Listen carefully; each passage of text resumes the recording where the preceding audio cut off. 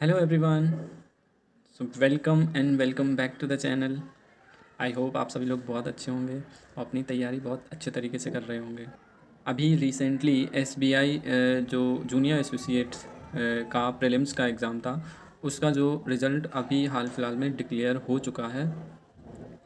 And fortunately prelims is cleared, but now we have main exam, जिसका mains अभी 10th of April को tentative है। आप लोगों में से भी जिसका क्वालिफाई हुआ है उसको very congratulations. As you know कि I am preparing for SSC exams and SSC exams and banking exams में कोई भी सिमिलैरिटी नहीं है, बोथ आर कम्प्लीटली डिफरेंट। मेरा जो टीयर 1 का एग्ज़ाम था लास्ट मार्च को था। उसके एग्ज़ाम जो 1 मार्च तक चले थे और मेरा 1 मार्च को ही लास्ट शिफ्ट में एग्ज़ाम था।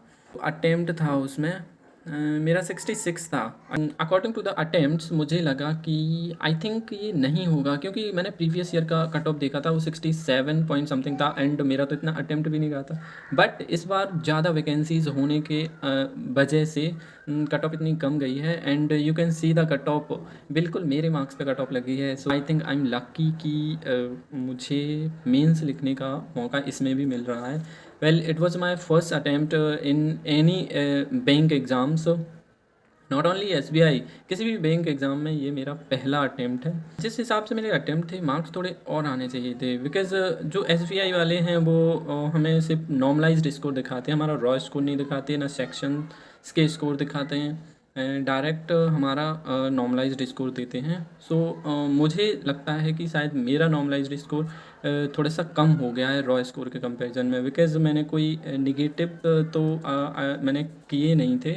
This was my overall analysis of that exam and now I will prepare for the mains exam again. जिसका प्रीलिम्स क्वालिफाई हुआ उसको again very very very congratulation, go for men's and I have no experience in this field. Current affair के लिए monthly PDFs को prefer करूँगा और कुछ puzzle solve करूँगा एंड डीआई, और मुझे और कोई टॉपिक्स में तो कोई दिक्कत नहीं होगी।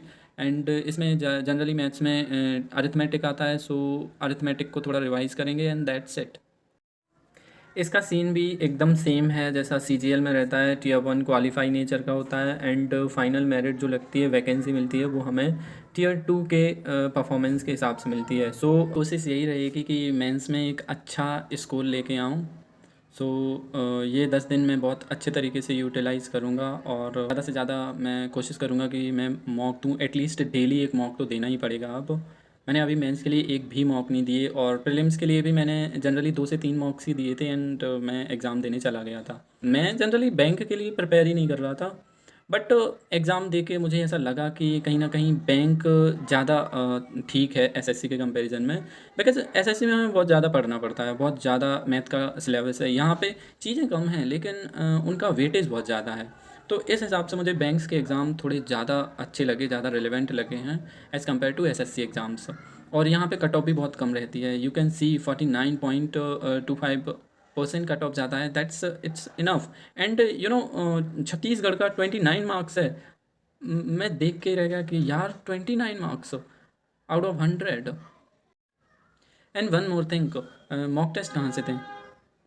सो मॉक टेस्ट के लिए मैं टेक्स्ट बुक को प्रीफर करता हूँ। मॉक टेस्ट ही हमारी ओवरऑल परफॉर्मेंस को डिसाइड करते हैं वहाँ पे। सो मॉक टेस्ट के लिए आप भी टेक्स्ट बुक का पास खरीद सकते हैं, पास प्रो। उसके अभी उसकी सेल चल रही है जिसमें आपको ईयरली पास बहुत ही नॉमिनल प्राइस में मिल जाएगा। तो ये use my code for the maximum discount. So चलिए मिलते हैं नेक्स्ट वीडियो में। Till then bye bye.